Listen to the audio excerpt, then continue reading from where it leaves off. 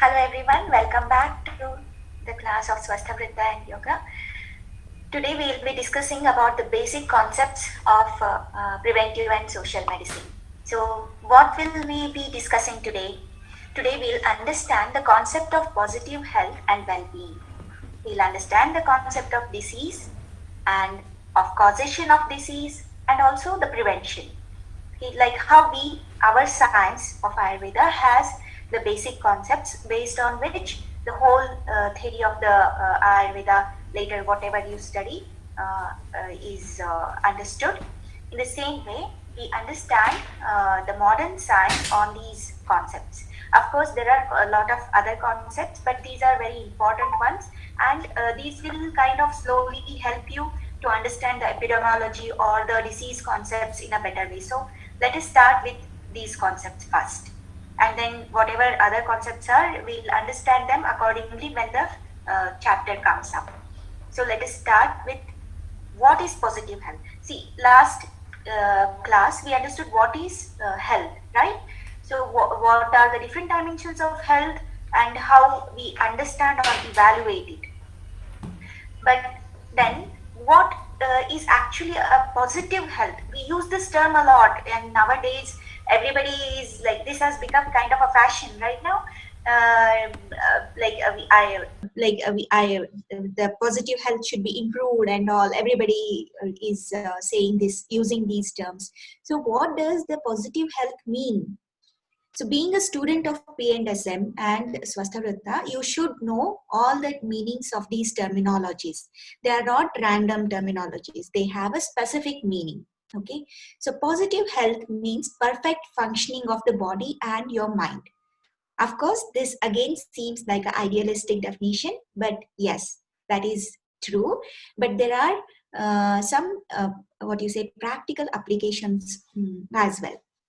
For example, biologically, it means optimum capacity and in perfect harmony. The body should have optimum capacity of energy. The bala in all aspects, all the variations of bala should be proper, and all the organs are working, all the cells and organs are working in a proper, capacity, in a harmony. They are not kind of fighting with each other. Now, psychologically, perfect well-being and of mastery over the environment, like whatever the environment may be, the physical, biological, cultural environment, social environment. So the person has control over his environment. He's fine, he's comfortable in his environment. Okay. And socially, optimal participation in social system, that means the person is understanding what is going around him in his social setup, and he is participating in it. He's trying to gain the knowledge, and he is trying to react in a proper way towards betterment of it. Okay, so for example, how the today's situation of COVID, we are understanding the situation and we are taking all the precautionary measures to react to it, right? So in the same way, so that is positive health. But then again, the term well-being came here as well. The term well-being was there in the definition of health also. So what is this concept of well-being? There are two components for this well-being term. Okay, one is objective component, which you can understand by looking at it, or which you can evaluate outwardly, extrinsic factor in a way. And then there is a subjective component, that is which you can understand, or which is a feeling or the emotion, or experience of the person. Okay, so the objective component is a very well used term nowadays, or even previously also, the standard of living. Okay, even the country's development is based on this. What standard of living are you having? Then the subjective component comes, quality of life. So now, yes, quality of life holds better place than standard of living. Okay, standard of living sometimes doesn't matter actually, except socially, but quality of life matters a lot. So let us understand what the standard of living or quality of life mean. Standard of living, it includes the level of education, employment status, food, dress, house, amusements, and comforts of modern living. Okay, so I hope you understand what it means right now, isn't it? So standard of living is something like what equipments you have, how luxurious or comfortable you are, right? And how well educated, how well accomplished you are. So that is what is the standard. But that is just the standard. It doesn't mean that it should affect your health in any way. But yes, it does contribute to some extent to your health. If you are well educated, you will take proper precautions. You will understand the importance of how to live. You will live healthily. You will incorporate hygiene, right? So, in that sense, education holds an important role. So, these all things do matter, but not to uh, what you say very much of extent wherein it will hamper the health. Still, you can manage a good standard of living even when the person is not having enough economic status. Now, the quality of life is something which has a very big definition. You can see it right on the screen. But let us not dive into it. Let us break it into small components. We'll just understand it first. Okay, so because this is very important nowadays, whatever research you take up are depending on this quality of life. So how does it improve the quality of life? Any research for that matter.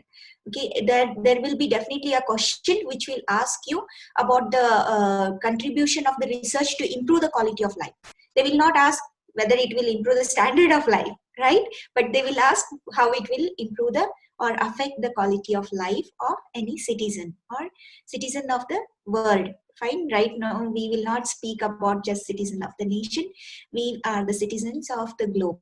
So at a global level. So it goes in this way. A composite measure, okay, of physical, mental, and social well-being. You are already familiar with it. Okay, so it measures the physical, mental, and social well-being. But in what way? As perceived by each individual or by group of individuals. How you feel. See, it is measuring the physical, mental, and social well-being, but it is measuring in terms of your feelings. How do you feel about your physical health? How do you feel about your mental health or your social well-being?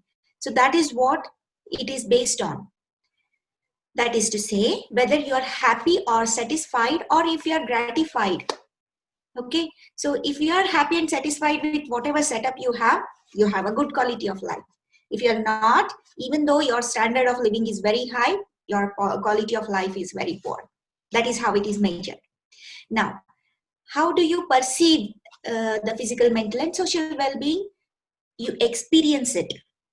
You experience in such life concerns as health, marriage, family, work, financial situation, educational opportunities, self-esteem, and very lot of other things. The list is very big. Okay, creativity, belongingness, and trust in others. So how well is your quality of life? You can assess for yourself. Okay, you start with yourself. Are you having a good quality of life? Then you can go on for the patient's assessment. Let us move on. The first concept. No, we did discuss the first concept. The next concept, and a very important one, is the concept of disease. We understood the concept of health, right? So now what is the concept of disease? A condition in which body health is impaired, a departure from the state of health, an alteration of the human body interrupting the performance of vital functions. This is the dictionary definition of disease. There is also another dictionary definition of disease.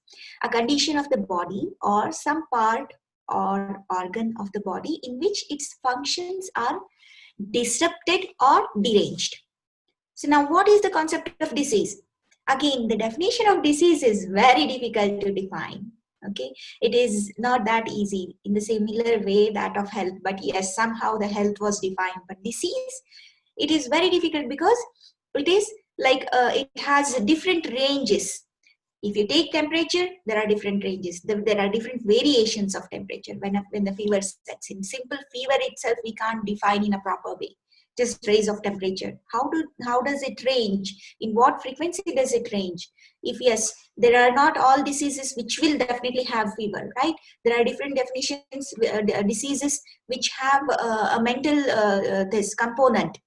There are diseases which have a biochemical component, like nutritional deficiencies, mental diseases. So it is very difficult to fit all the diseases of all the levels in one single definition. So the truth to be spoken, there is no perfect definition for disease. Okay. So yes, there have been given different definitions based on different components, but they are all partial, like maladjustment of human organism to the environment. So environmental component was taken. The maladjustment term was used. The simplest definition, of course, is that disease is just the opposite of health. Okay, that is, any deviation from normal functioning or state of complete physical, mental well-being is considered as disease. Okay, you can take it as a simplest definition, very simplified definition. But yes, it is not that simple. You should keep it in mind that it is very complicated. That's why WHO defined health but not disease. It gave some meanings for disease, but it did not actually give a definition, solid definition for concept of disease. But then there are some terminologies which are used, which you should know. Okay, when we use the terminologies, being a student of PNSM, you should and must know where to use, when to use these terms. Disease. The first term is the disease. It is a psychological and physiological dysfunction. Physiological and psychological. So physiologically, when you feel you cannot work, or physiologically or psychologically you are very much disturbed, then it is termed as disease. Then definitely you can use that term for your patients. Now the term illness is also used, right? It is a subjective state. It is what you feel. Fine. It is not something which is showing up physiologically or psychologically. It is what you are feeling. It is a subjective state of the person who feels aware of not being well. He feels like sometimes we do feel ill, right? We feel like, yes, I'm not at my optimum health. I feel like I still can be much better. I'm low. So these all terms refer to illness. Then there is the term sickness. This is a term which you should use in your leave letters, okay? If you are not feeling well and if you are writing a letter to your institute asking permission for sickness leave, that is the term which should be used. You should not use the term ill or disease, okay? Sickness is a state of social dysfunction. So you are ill to the state, or you are having a disease to a level wherein you cannot perform your day-to-day functions. You cannot get out of the bed. You cannot eat. You cannot concentrate on something. So that is the sickness. Okay. So next time when you write a letter to your teachers informing that you are not well, use this term. Okay. Now, let us understand the spectrum of health. Now, you know what is health, you know what is disease, right? So, what is the spectrum? What is the range? Okay, the range is like this. Okay, see, death is the end point, and the highest point is the WHO definition of positive health. Fine. So you understand now how it goes? Now we start with death. Fine. Okay. Or shall we start oppositely? We'll start from the upper end. That is right? So we start with positive health, and then sometimes we will not be in very positive health. Then we become like, okay, fine, I am healthy, but not that much. So we are in better health. Then we are in a state of illness, wherein Freedom from sickness is there is no sickness, like we are socially fine, we are working socially, but then we are not completely well. Okay, we are running into some sort of health issues. Now then there is a health, we come down unrecognized sickness. Okay, we are not feeling well, but we can't pinpoint as to what it is.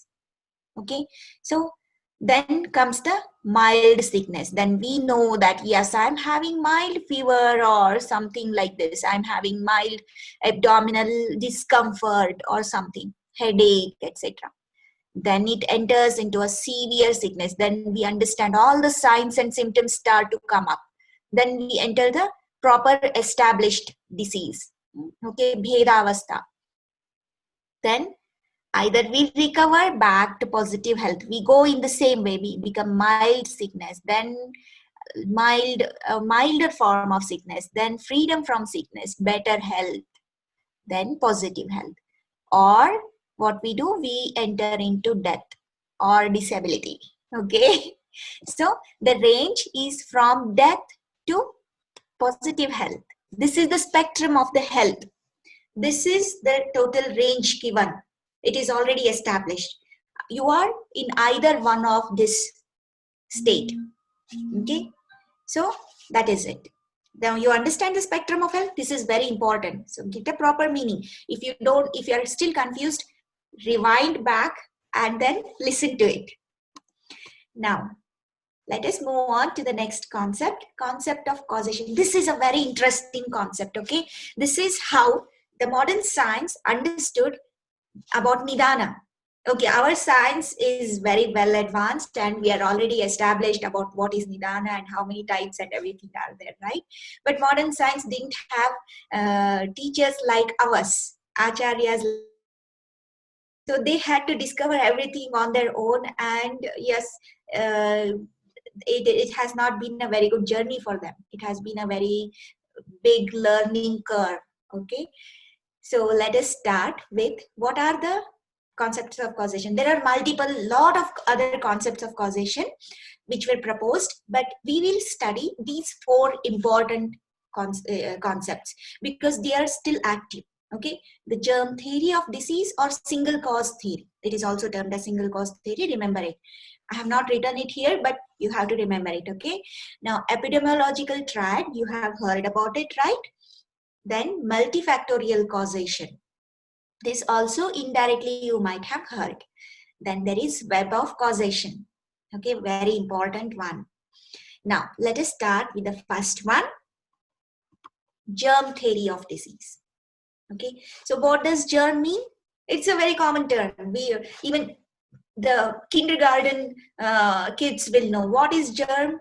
Germ is something which will cause a disease. It is a bacteria or a virus or anything. Fine, they will tell you. So that's why they want to disinfect everything. They want to use a hand sanitizer and everything so that it kills the germs. Okay, even the advertisements you might have seen, the disinfectants used in the house, a mopping liquid or Lysol or Dettol or so many things. Fine. Now, this germ theory was proposed when Louis Pasteur discovered about the what is that pasteurization and everything. So at that time, it was understood that a simple germ can cause a particular disease, right? So tuberculosis or all these diseases, infective diseases especially, because at that time the concept of the disease or the picture of the disease were entirely different. They were mostly infectious disease. There were not many of these other diseases. They didn't know about the existence of mental diseases. Fine, the mental concept was added later on. They didn't even know that the separate existence of mental status is there. Okay, there were no other cardiovascular diseases or anything. The lifestyle was very different. You can imagine the picture of that. Okay, so if you have seen any old movies, old English movies, you might know like how the situation was there at that time. So the main question was that of hygiene, and that is how the infectious diseases spread a lot. So the germ theory caused a revolution in treatment of diseases, in understanding of diseases. So it was just very simple. They told there is only one cause of disease, that is germ. It might be a bacteria, virus, or a yeast, or anything, whatever you name that particular variation of germ, and that caused the disease. It entered inside a person and then it developed into a disease. That was it. And then it was held true as well, because when the treatment was given, when the immunization was discovered, and that is the basis on which the immunization was discovered. Okay, so when the inoculation was done, the person was recovered, isn't it? So this theory was supported and held, and it was made very famous, and it worked also for many decades. Okay, so for many years people believe that there is only one concept, one cause of disease, that is germ, and it can work by treatment. Chemotherapy was mainly organized and it was developed. Now, but then slowly the picture of the disease changed. Okay, a new era set in, wherein the disease was not recovering even after all these immunization, chemotherapy and all. Okay, now people started thinking, what is going on? We are doing everything right. We believe that there is one cause and then we are treating that cause. Then why is the symptom not going away? Then there was another proposal. They said that maybe there is another third factor which is influencing both of these things. Then came the epidemiological triad. So here, if you see, the agent is the germ. We'll discuss about the agent later again in detail when we enter the epidemiology. But just familiarize yourself with this term, agent. Okay. Then there is host. Okay. And then there is environment. This was the new component. So what is environment? Environment is everything around you. The air, starting with immediate thing. So biological, physical, and chemical environment.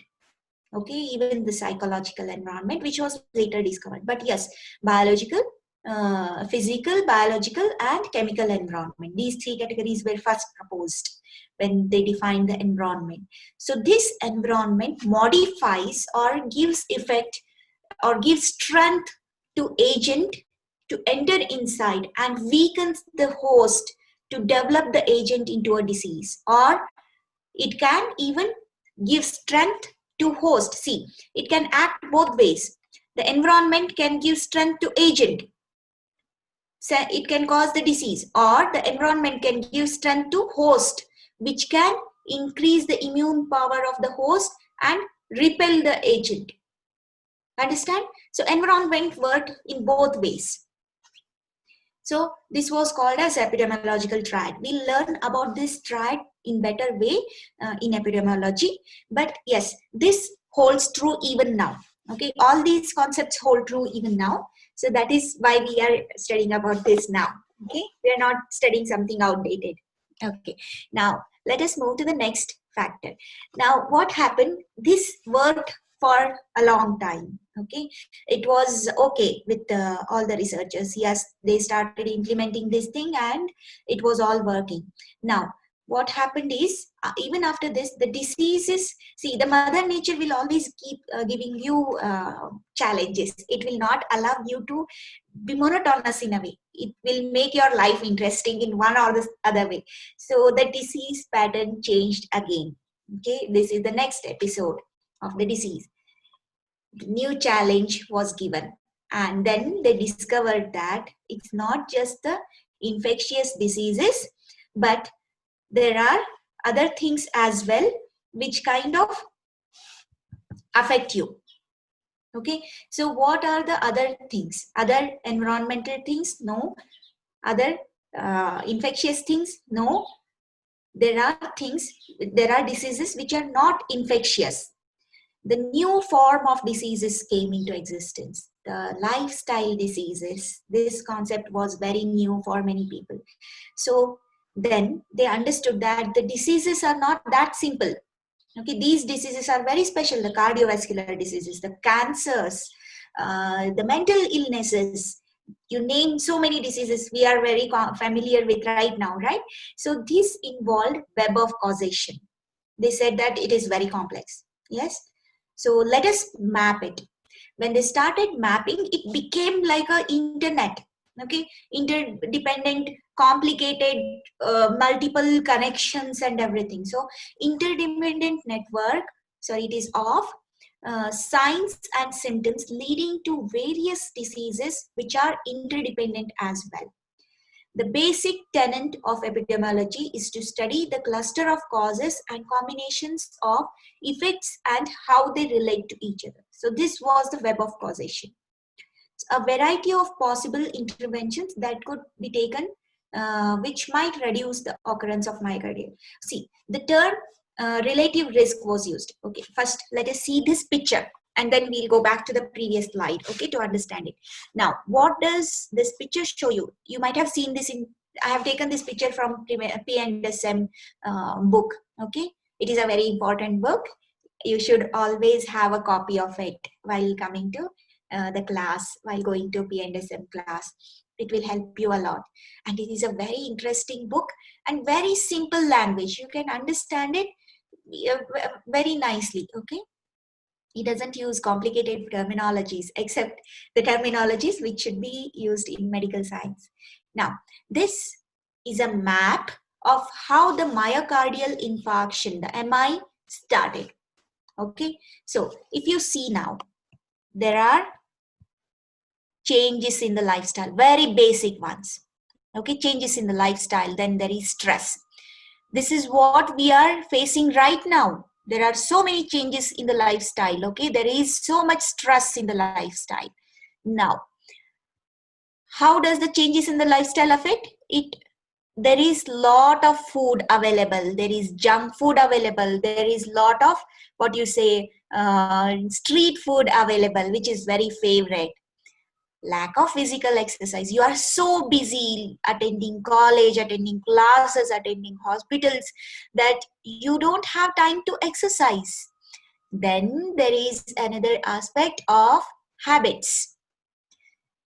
The habits might be good or bad, but if at all you enter into a bad habit, because we are curious at your stage, of course you will be curious to know what is out there. You want to have the experiences, right? But you are a medical student, right? You should know better. You should know how the things work. But of course you have the experience, you know, you should know. But the knowledge should not kind of harm you. Okay, get a knowledge which is good for you, good for development of you, but not something which will harm you. But yes, let us come back. Now the stress is there. The stress also might lead to different habits and emotional disturbances. This might lead to hypertension, and then you keep on aging. Maybe not for you, but when you become when you come in the middle age, then the aging like speeds up because of all these things. Okay, that will lead to other factors, physiological changes like hypertension, then obesity, then it might lead to hyperlipidemia. Okay, improper digestion. It might lead to deposition of that improperly digested matter in some place, some pipelines of your body. Then see, these are all different ways in which the reasons, these also become kind of reasons, chain reactions or reasons to develop into a fully established disease. Okay, so now you understand how the concept is working. It is very difficult. Now the obesity, if you see, is also connected to hypertension. It leads to hyperlipidemia. It has two connections. Smoking will lead to increased what you say kind of tendency to become a plaque formation. Okay, so then there is hypertension. Hypertension will lead to so many things. It can also lead to fast aging. It will lead to emotional disturbance. There is also two-way arrow mark actually. Okay, it will lead to changes in your physical, your anatomy. Okay, so there are so many things. Now what we do here is Okay, so what can we do? Now, this is the picture of the disease. We understand it. Now, what implement we should do? The implementation is, if you want to control myocardial infarction, now you have to find out the link which is having the component which is having most links, like changes of lifestyle leads to 3 things. Okay, or hypertension has multiple things, emotional disturbance and changes of walls of artery, or changes of walls of artery has 3 links. This has 4. Okay, obesity has 3. So then smoking has 3. Now you identify the link which has maximum links, the component which has maximum links, that is hypertension. So you start your intervention by controlling the hypertension. The first intervention, that's why when the myocardial infarction happens, they will start multiple treatment approaches. One, they want to reduce the changes in the arteries. So they will recommend you changes in the lifestyle. Okay, a proper physical health and everything, proper food.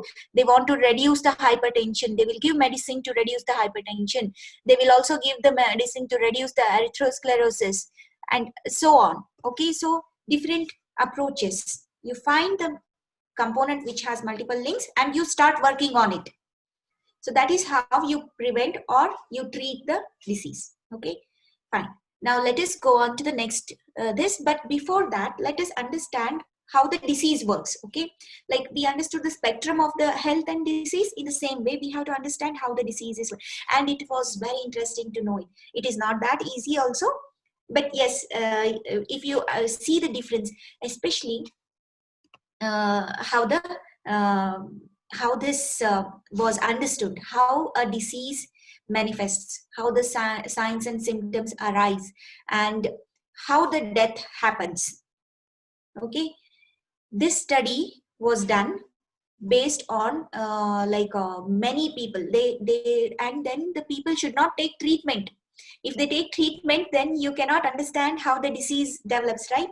So there is a story that in world wars, the captivities of the world war, the soldiers who were captured were infected with a particular disease, like deadly disease, and they were studied, they were observed how the disease developed and till their death. Okay, it is very inhumane and ethically questionable thing, but that was how it was done. Okay, medical researches were done in that way because there were no proper animal studies and all established protocols at that time, and they had to dispose of the captures of war anyway, so they thought they will use it for research. It was very wrong and it's not repeated anymore. Yes, but then you should know that. Okay, now this is very interesting. Okay, the infectious disease agent enters the human host and then it develops into a disease, and then it comes out and it takes up a particular mode of transmission like a bus or a train or something, and then it finds out how to enter the person, and then it enters the person, and then the cycle continues. So it is just a simple way to understand right now, but we'll discuss all these things. It is fine if you don't understand any of these terms. Okay, that is expected of you.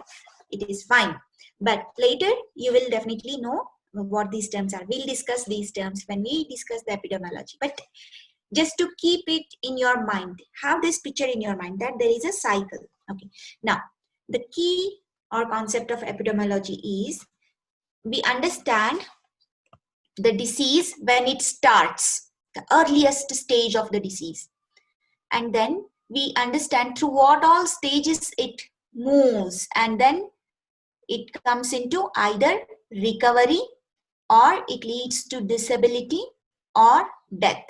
Okay, in absence of treatment or prevention. Okay, that is a condition. You should not give any treatment, you should not give any preventive measure.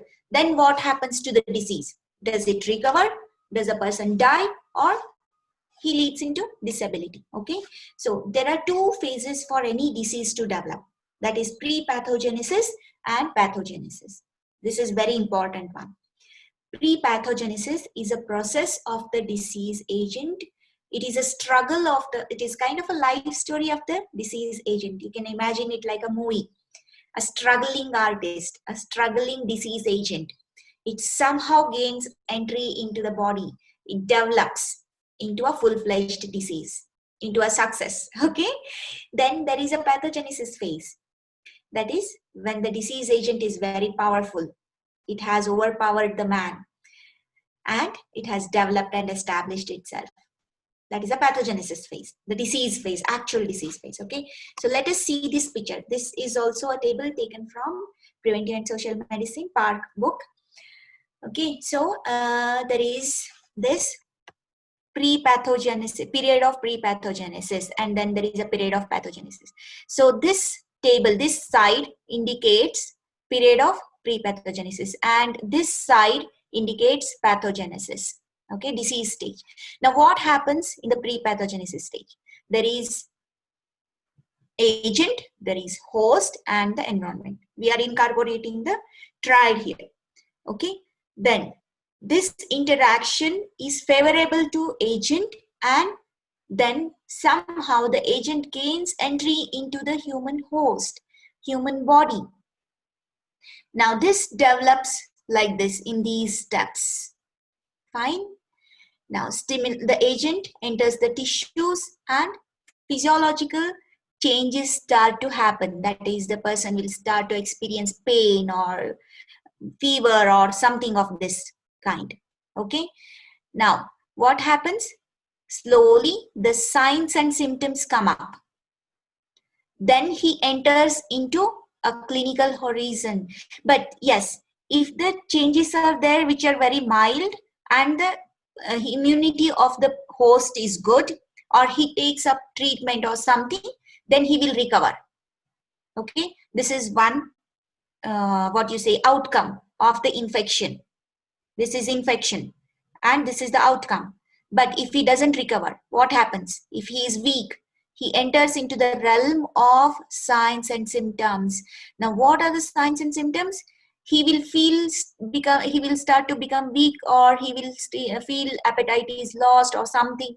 Then he will start the treatment, or he will take the preventive measures or something, and then still he can recover. Okay, he can come back to recovery.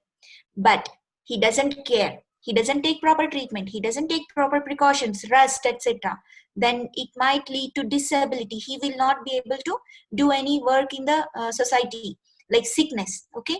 So disability, or it might lead to some defect, or it might run into a chronic state of the disease.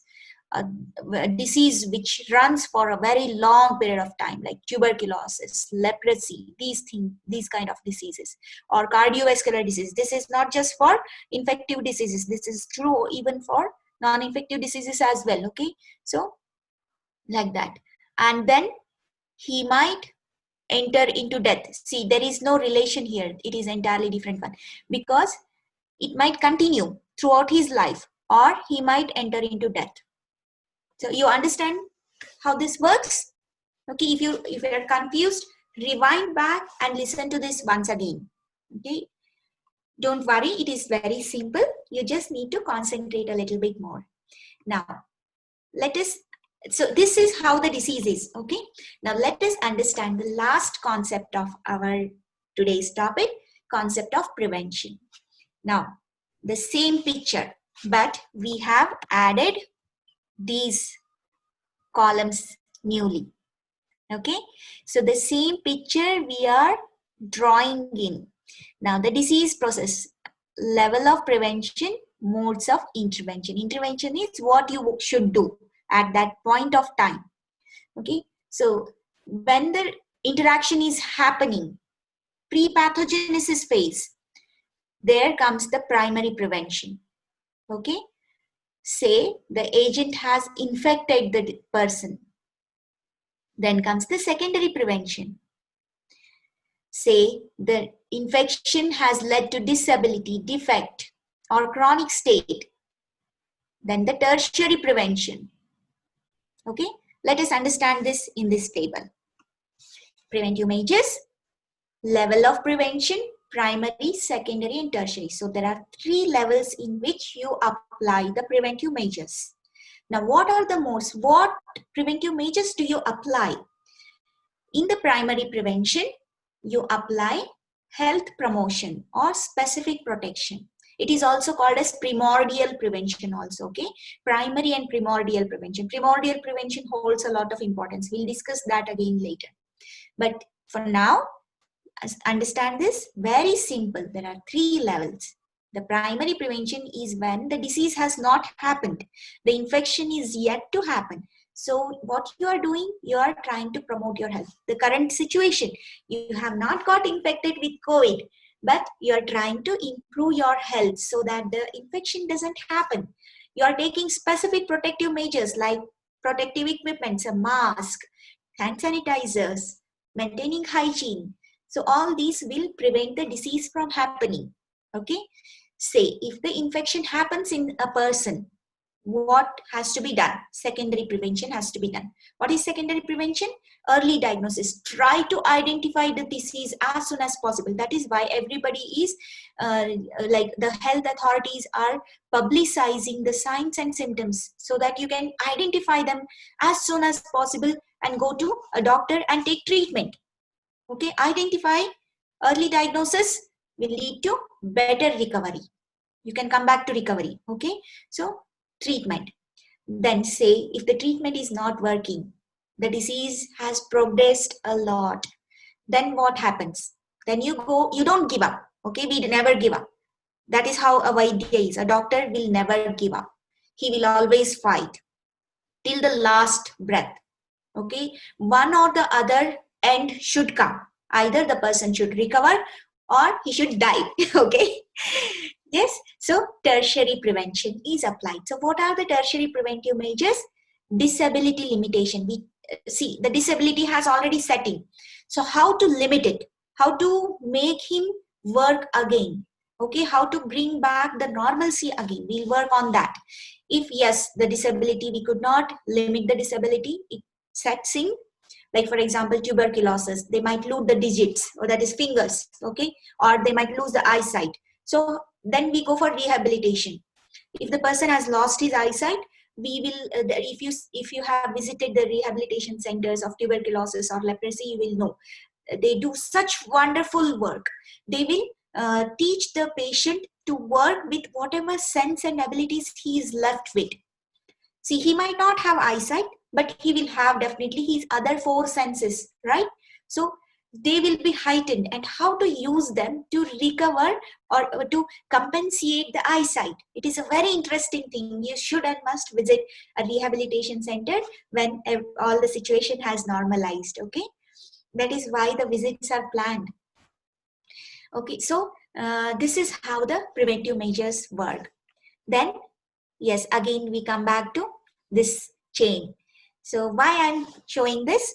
Just to make you comfortable with the terminologies. Infectious agent, reservoir, route of exit, mode of transmission, route of entry, susceptible host, because this is what we will be learning in our next class. Yes, we are going to pinpoint now to epidemiological studies.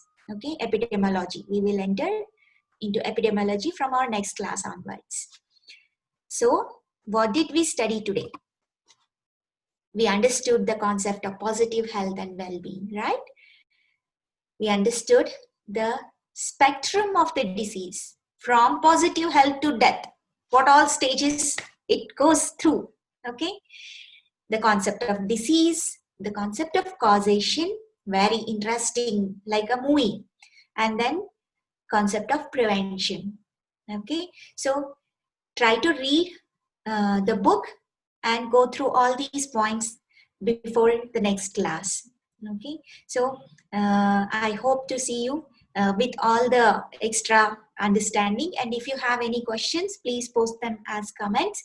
I'll answer them, and it also shows that you are reading. Okay, so please do have question. You have to ask questions as much as possible. That is how our science was formed also, right? That is how Charaka Samhita was formed. All these Samhitas were formed. So if you don't have question, it means two things. One, you have not understood anything, or you have understood everything. Okay, and I doubt that you might have understood everything. There might definitely be one or the other doubts, and please post them as doubts. Now, we'll stop here. I have taken enough time. I hope you revise it and listen to it often, at least twice, so that you will, and with the book, keep the book in front of you and then listen to this. Thank you so much for joining. See you again tomorrow. See you again in the next class.